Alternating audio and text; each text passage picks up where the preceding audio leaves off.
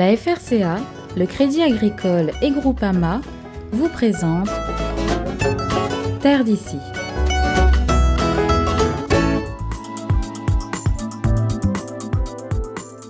Elle porte le joli nom de dorsalis, mais derrière sa belle appellation se cache un redoutable ravageur des cultures. Découverte récemment dans plusieurs zones de la Réunion, Bactrocera dorsalis, une mouche des fruits et des légumes, est désormais dans le viseur de la FDGEDON, la Fédération départementale des groupements de défense contre les organismes nuisibles. On l'attendait quand même, puisque ça fait 10 ans qu'on a ce réseau de piégeage pour surveiller son éventuelle arrivée sur l'île. On sait qu'elle était dans la zone océan Indien déjà depuis 2007, puisqu'elle était aux Comores. Et puis elle s'est rapprochée de nous en 2010 à Madagascar. Et l'île Maurice, tout dernièrement, là, en 2015, en fait, l'a eu pour la 3e fois, malheureusement. Et les 2 premières, ils étaient arrivés à l'éradiquer, mais là, depuis 2015, ils ont plus de mal. Et donc, 2017, malheureusement, c'est notre tour.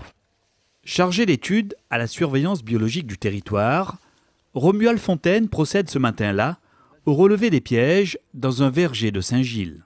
Déjà, il y a majoritairement la Bactrocera zonata, l'espèce cousine. D'accord. Là, on a une mouche des légumes qui est venue se perdre dans le piège, je pense. Et là, on a une Bactrocera dorsalis.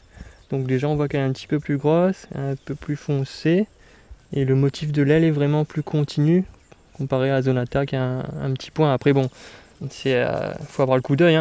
Sur des photos agrandies, les 2 espèces de mouches cousines sont alors beaucoup plus facilement identifiables. Donc là, en gros plan, vous avez Bactrocera zonata, donc c'est la mouche qu'on a ici depuis 1991, qui s'est installée et qui est répandue sur toute l'île. Et ici, vous avez donc Bactrocera dorsalis, donc la nouvelle mouche, qui est arrivée donc fin avril. Et donc si on regarde un petit peu, on remarque qu'elles sont quand même assez ressemblantes. Bon là, en gros plan, on arrive bien à identifier les différences au niveau des ailes et de l'abdomen. Au départ, ça m'a énormément inquiété, puisque les caractéristiques de cette mouche-là font très peur. Elle se reproduit très rapidement, elle a un spectre de piqûres, donc elle est polyphage et on peut la retrouver sur énormément de fruits et légumes. Après, les premiers tests de capture, de piégeage, de traitement par tâche ont montré qu'on était capable de la gérer comme les mouches qui sont déjà présentes à La Réunion. Donc ça me rassure, mais il reste à faire énormément d'efforts pour limiter sa progression et sa propagation.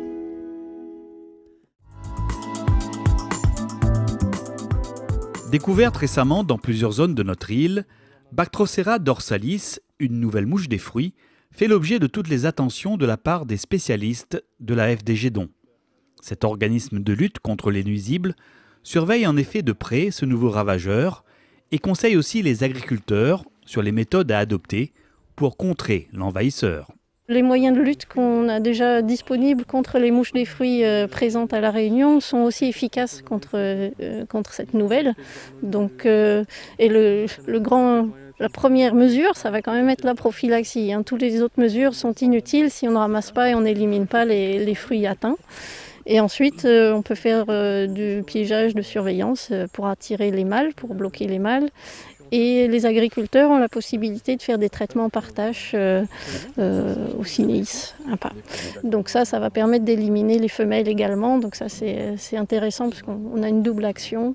Particulièrement virulente, la dorsalis s'attaque à toutes sortes de fruits et de légumes, ce qui fait d'elle un super ravageur potentiel. Comme je vous le disais, elle attaque tellement de fruits que ça veut dire que les cours des particuliers sont également concernés, que ça veut dire que les collectivités qui ont des arbres d'ornement type badamier sont également concernées. Donc il va falloir impliquer tout le monde. On a besoin vraiment d'un effort collectif pour essayer de la contenir au maximum. Président du GEDON de Saint-Leu, le groupement de défense contre les organismes nuisibles, Thierry Silosia appelle à la mobilisation de tous pour lutter contre la dorsalis. Il faut lancer une alerte par rapport à ce ravageur qui s'attaque, autant il s'attaque aux fruits, autant qu'il s'attaque aux légumes. C'est ça aujourd'hui, d'où l'importance de la lutte collective parce que sinon ça va se multiplier assez rapidement.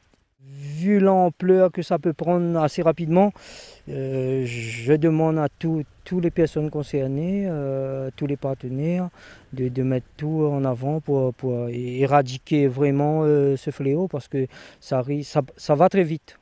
Pour l'heure, la prophylaxie des cultures reste encore l'un des bons moyens de réduire efficacement les populations de ces mouches piqueuses. Déjà, au niveau prophylaxie, il faudrait que chaque agriculteur met bien ce qui sont piqués sur un côté et surtout ne pas laisser aux abords des champs et dans les champs, de mettre dans un sac, un sac hermétique et de fermer de façon à tuer les larves.